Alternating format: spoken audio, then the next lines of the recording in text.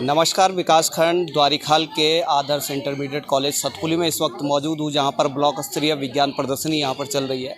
मेरे साथ जूनियर के छात्र हैं जो 6 से 8 वर्ग के छात्र हैं। किस विद्यालय से इनका प्रोजेक्ट थीम है संचार पर आधारित है, जो कि लिखा है कि संचार एवं परिवहन। इससे संबंधित इनके मॉडल है और क्रियाकारी मॉडल है, इनके बारे में भी हम जानकारी लेंगे। बेटा क्या नाम है और विद्यालय का नाम? मेरा नाम पायल है। मेरे विद्यालय का नाम राजकीय इंटर कॉलेज किंसुर है। किंसुर है। और ये जो मॉडल आपने बनाया है किस पर थीम बेस है और किस तरह से ये काम करेगा, जरा बताएंगे इसको। ये मॉडल मैंने एक्सीडेंट के बचाव के लिए बनाया है। जब जो रोडों के किनारे सीमेंट की दीवारें होती है, अगर गाड़ी में उसका एक्सीडेंट होगा तो गाड़ी उससे टकरा के गाड़ी को बहुत नुकसान होगा और गाड़ी में बैठे लोगों को भी नुकसान होगा। और अगर ऐसी बोतलों की दीवारें हम गाड़ी के किनारे रोडों के किनारे लगाएंगे तो गाड़ी को भी नुकसान नहीं होगा। ये बोतलें आप बताओ। अब मेरे साथ एक और छात्र हैं, उनसे भी जानेंगे आपका नाम और विद्यालय का नाम। मेरा नाम अनुराग है और मैं इंटर कॉलेज देवीखाल भैयासू का विद्यार्थी हूँ। देवीखाल भैयासू से है। किस प्रकार का प्रोजेक्ट है और कैसे ये काम करेगा?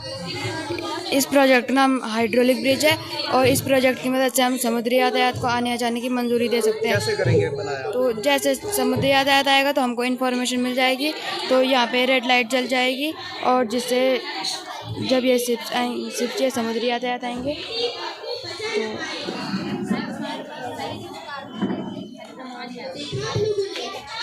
तो इससे पीछे जाएगा और यहाँ पे जब समुद्री यातायात इसको क्रॉस कर देंगे तो ये वापस अपनी जगह में आ जाएगा।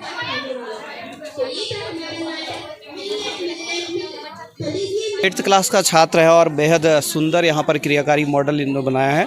और यहाँ पर एक और छात्रा है, नाम जानेंगे और विद्यालय का नाम। मेरा नाम साक्षी भंडारी, मैं राजकीय इंटर कॉलेज चाकुसैंड से आई हूँ। क्या प्रोजेक्ट है आपका और कैसे काम करेगा? मेरा प्रोजेक्ट संचार और एवं परिवहन रोड एक्सीडेंट प्रिवेंशन। ये एक्सीडेंट गाड़ियों का एक्सीडेंट होने से रोकेगा। जैसे कि कभी गाड़ियाँ बैक होती है तो उनको दूसरी गाड़ी को पता नहीं चलता कि गाड़ी आ रही है, तो हमें कैसे तो जैसे ही इसके ऊपर से गाड़ी जाएगी तो यहाँ पे अलार्म बज सकता है, जिससे गाड़ी को पता चल सकता है कि गाड़ी आ रही है। ठीक है, ये यातायात नियमों पर आधारित एक प्रोजेक्ट हमने देखा। एक और छात्र हमारे साथ है। किस प्रकार का प्रोजेक्ट? सबसे पहले अपना नाम बताएंगे और विद्यालय का नाम बताएंगे। सर मेरा नाम रौनक रावत है। मैं राजकीय उच्चतर माध्यमिक विद्यालय रैंस से यहाँ रखा हूँ, कक्षा 7 से। क्या प्रोजेक्ट है और किस तरह काम करेगा? सर संचार एवं परिवहन के बारे में सर, संचार सर जो एक दूसरे को सर आपस में सर बांटता है। सर जैसे टावर है, हर टावर के जो टावर से निकलता है, बैटरी, हर फ़ोन, टीवी, इतना काम करता है। हर जी एक बात, हर जी भी हर संचार का एक माध्यम है। हर जी बात रहे, हर जी रोड, हर जी परिवहन के अंतर्गत आता है। हर जी कार है, हर जी परिवहन, हर जी हेलीकॉप्टर, हर जी वायु परिवहन, हर जी नाव, हर जी जल परिवहन, हर जी रेलगाड़ी, हर जी थल परिवहन के अंतर्गत आती है। इसी तरह के विभिन्न प्रोजेक्ट अभी हम आपको दिखाएंगे। ये संचार का प्रोजेक्ट था। इसके साथ विकासखंड द्वारीखाल में और भी प्रोजेक्ट है, हम आपके साथ बने रहेंगे। एक कृषि से संबंधित एक मॉडल है। हमारे साथ एक छात्र है, उससे भी जानेंगे कि किस प्रकार का मॉडल है, क्या नाम है और कौन से विद्यालय से है। आदित्य भंडारी मेरा नाम और राजकीय इंटर कॉलेज चाकुसैंड से हूँ। क्या मॉडल बनाया है और कैसे काम करेगा? मैंने कृषि पे बनाया है। जो लोग जैसे कि झुककर घास नहीं काट सकते और जिनके कमर में दर्द होता है, जिनके पेट में दर्द होता है, वो जैसे कि घास नहीं काट सकते, उनके लिए मैंने मशीन बनाई है। जैसे कि घास में जैसे कि सांप बिच्छू का डर रहता है, इसलिए मैंने मशीन बनाई है कि वो उनको ना काट सके। कैसे मशीन बनाई है, दिखा देंगे इसको? हाँ जी, मैंने पहले दो कुर्सी, जो रेलिंग वाली कुर्सी होती है, उसके हत्थे लिए कुर्सी के, और जो पार्कों में घास काटने वाली कैंची होती है उसको लिया और फिर वेल्डर के पास गए और उसने इन दोनों को जोड़कर ये मशीन बनाई। फिर इसके बाद इस पर नेट लगाई, फिर उसके पास गए, इस पर धार लगाई, 100 रुपये की धार लगी और इसका टोटल खर्चा मतलब 1100-1200 रुपये आ गया था। 1100-1200 रुपये का लगभग खर्चा किया है। और बेहद अहम औजार यहाँ पर आप कृषि यंत्र को आप देख रहे होंगे, जो कि हज़ारों के रूप में मिलता है। और इस छात्र ने अपनी प्रतिभा को दिखाते हुए यहाँ पर किया है। तमाम और छात्रों से भी मेरे साथ एक और छात्र है, उससे भी जानेंगे कि क्या मॉडल है। क्या नाम है बेटा आपका? सर मयंक कुमार। स्कूल का नाम? GI से सतपुली। अच्छा, क्या मॉडल है? सर मॉडल मेरा है ऑर्गेनिक फार्मिंग। कैसे क्या क्या है इसमें, क्या क्या बताया आपने? सर मैंने बताया ये काउ शेड मतलब गाय का घर। इस पे हम गाय पालते हैं, बकरी भी पाल सकते हैं और बैल भी पाल सकते हैं। गाय से हमें दूध मिलता है और बकरी से भी दूध मिलता है, और बैल हल चलाने के काम आते हैं। ये काउ डंक मतलब गाय का गोबर, इस पे हम गाय का गोबर डाल देंगे, उसके बाद उसे रख देंगे 1-2 महीनों तक, फिर वो सड़ जाएगा, उसे क्यारियों में डाल देंगे। तो फिर ये है डंक सॉयल प्लस अर्थवॉर्म। इस पे हम मिट्टी डाल के उसके ऊपर केचुए छोड़ देंगे, फिर केचुए मिट्टी को खाकर खाद बनाएंगे, उसके बाद उसे क्यारियों में डाल देंगे। ये कंपोस्ट खाद। इस पे हम क्या करेंगे, इस पे हम हमारे घर पे एक गड्ढा खोदेंगे, फिर घर से हम कूड़ा कचरा लेके आएंगे, जैसे प्याज के छिलके, लहसुन के छिलके। ऑर्गेनिक फार्मिंग का एक प्लेटफॉर्म क्या बनाया आपने और क्या है ये? सर ये जैसे कि सर गाड़ियों का खतरा होता है सर, जैसे कि गाड़ी सर खाई में पड़ती है ना सर, इसके गाड़ी जो घायल होंगे उनको इसके द्वारा ऊपर खींचेंगे सर। ये नेट के द्वारा वो हॉस्पिटल में वो करेगा, हॉस्पिटल के द्वारा उसे एम्बुलेंस आएगी सर, जल्द से जल्द सर जो घायल होंगे उनको लेके जाएगी सर, जिसमें उनकी जान बच सके सर। ये बेहद अहम राजकीय आदर्श इंटर कॉलेज सतपुली का एक छात्र जिसने भूकंप पर मॉडल बनाया, क्या नाम है? पीयूष। और क्या मॉडल है? ये भूकंप है। अच्छा, कैसे करेगा काम? इसके हमने बटन और लाइट ऑन कर दिए, तो जो जैसे जो धरती के नीचे जो प्लेटें होती है ना, तो जहाँ पे उद्गम केंद्र बोलते हैं, जहाँ पे भूकंप स्टार्ट होता है, तो उसके ऊपर अधिक केंद्र जहाँ पे वो ज़्यादा नुकसान करेगा। जैसे हम पानी में पत्थर फेंकते हैं तो उसकी वेव दूर दूर जाती है ना, तो वैसे ही जैसे भूकंप आएगा उसका अधिक केंद्र से दूर दूर वेव जाएगी, जिससे दूर दूर जाता है भूकंप कम होगा। जहाँ से उसका अधिक केंद्र होगा वहाँ पे ज़्यादा नुकसान होगा और बाद में कम होगा। ये भूकंप है। इसके अलावा और छात्रा है, क्या नाम है आपका, कौन से विद्यालय से है? साक्षी राम। विद्यालय का नाम? राजकीय इंटर कॉलेज किंसुर। किंसुर से है। ये बोर्ड है, किस तरह का बोर्ड है और कैसे काम करता है? ये एक जादुई बोर्ड है, और इसमें हम जैसे कि हम ये नेचुरल नंबर रखेंगे, तो ये 1 से लेके 100 तक नेचुरल नंबर है।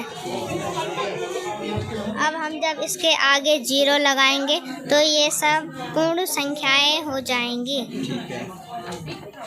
अब हम जानेंगे आफ्टर और बिफोर, हमने इसे यहाँ रखा। अब हम जानेंगे कि 45 के पहले कौन सी संख्या आती है और उसके बाद कौन सी संख्या आती है। अब हम जानेंगे आरोही और अवरोही क्रम। आरोही क्रम मतलब घटते हुए अब आरोही क्रम मतलब बढ़ते हुए क्रम, और अवरोही क्रम माने बढ़ते हुए क्रम। अब हम जानेंगे विषम संख्याएं। ये सब विषम संख्या।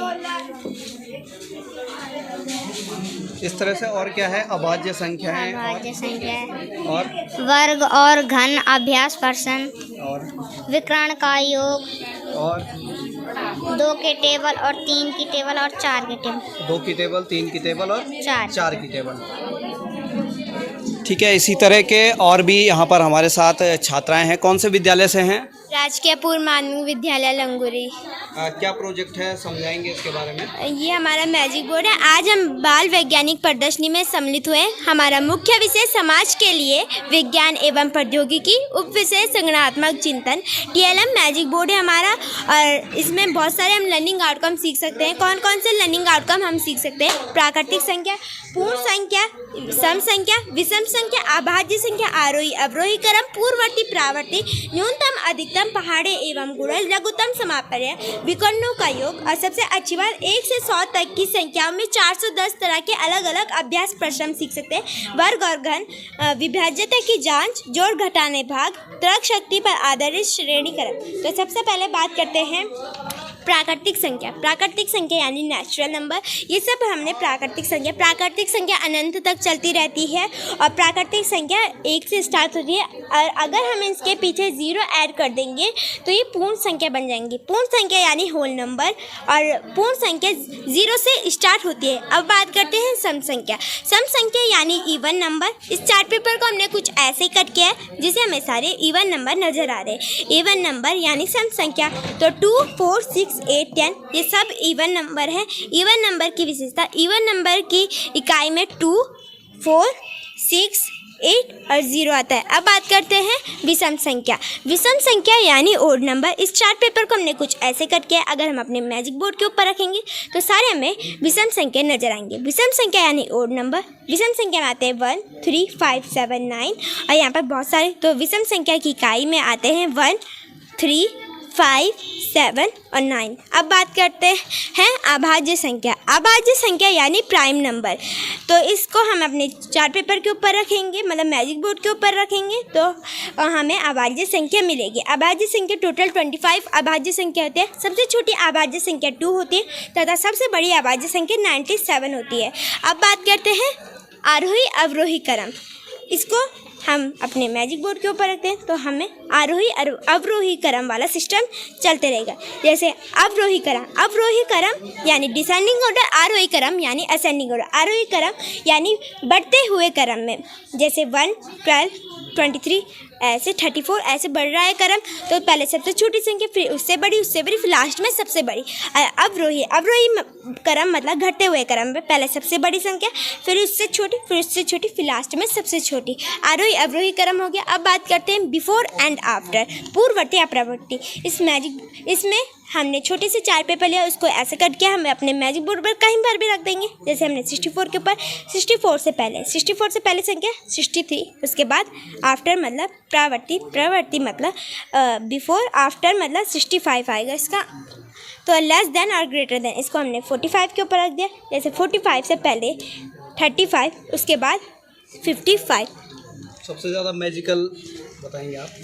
एलसीएम से हमारा सबसे ज़्यादा मैजिकल एलसीएम, जैसे 2,